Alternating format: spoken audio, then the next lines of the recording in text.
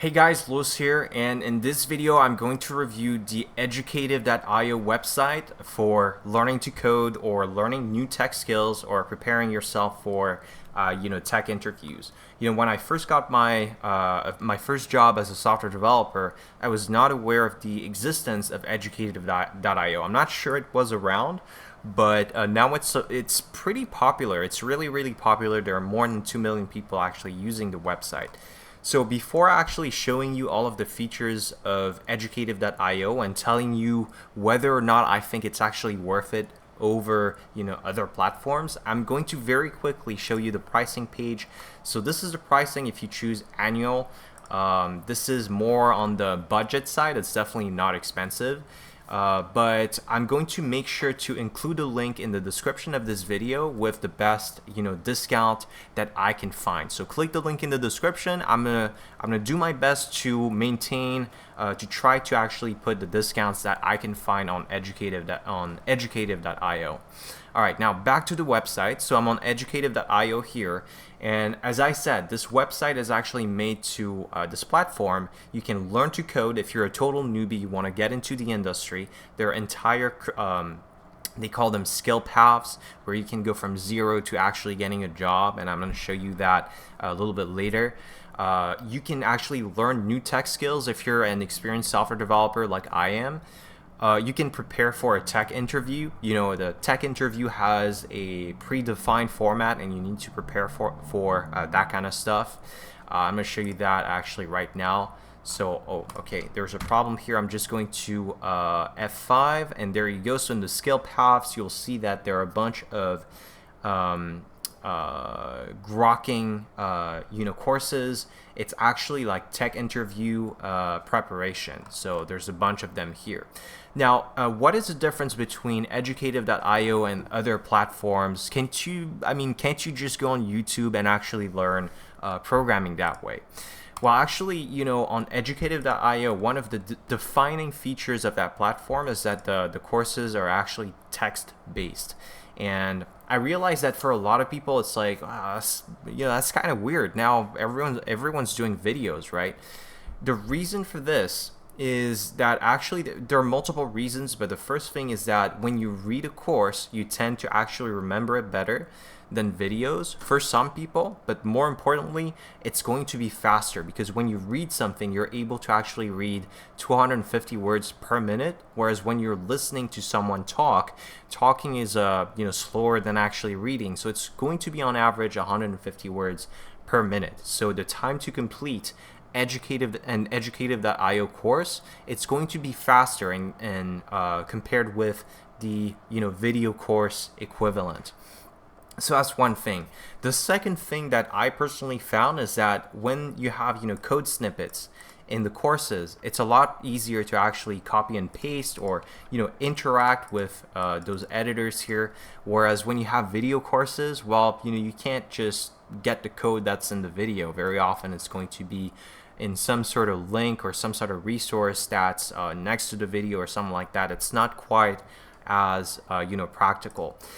The other thing as well is that Educative.io courses I find they're a lot more up to date. There are a lot of courses like I've talked about in the past, like on Udemy, certainly on Pluralsight, there are lots of things that are out of date. It's completely out of date. The video courses date back, I don't know, like 8 years or sometimes even 10 years.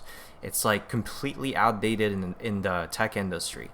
With Educative.io, I haven't found that. I think the courses are a lot more up to date, and I suspect that one of the reasons for this is they have text-based courses. So for them, it's a lot easier to actually keep the courses up to date because it takes a lot less effort to maintain some text course up to date than it would be to actually shoot a new video with you have to bring in the guy from the video and do the video editing and so on. So it's a lot more Educative.io is a lot more up to date. The other thing as well, and you can see that here, is that when you have text-based courses, you have those, what they call them, playgrounds.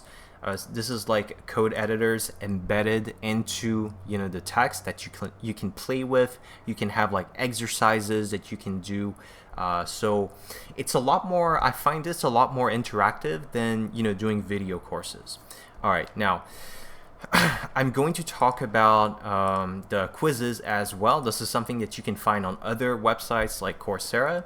You're going to have quizzes to actually test your understanding of the lessons at the end of specific lessons. So nothing really exceptional here. One thing that I find pretty remarkable, and I haven't found that on other websites, is that Educative.io actually has what they call Cloud Labs, and Cloud Labs are essentially, I don't know, like there's an error apparently here, but Cloud Labs are essentially courses where you can learn about certain cloud services like AWS. I'm gonna try looking for it here.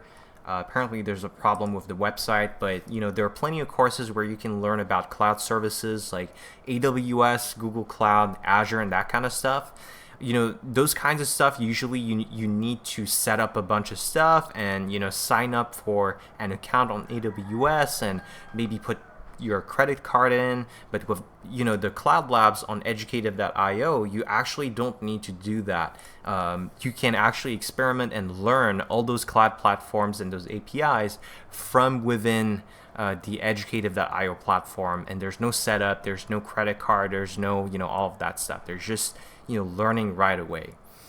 All right, so the next thing I want to talk about is assessments.